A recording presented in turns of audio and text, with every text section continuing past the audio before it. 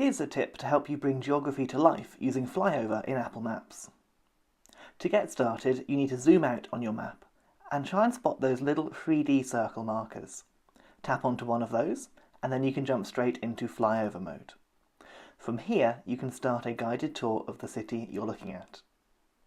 This will take you for a slow jaunt around the whole city, showing you famous landmarks, perhaps not so famous landmarks as well, and it will show you where they are in relation to each other, which is a great way of visualising all these historical sites.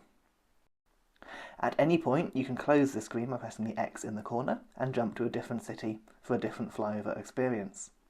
It's worth mentioning you can pause the Flyover at any time, and then you can use one finger to move around the city, or you can lift up your device and tilt it around to get a sort of augmented reality view where it moves as you move the device as well. It's very cool.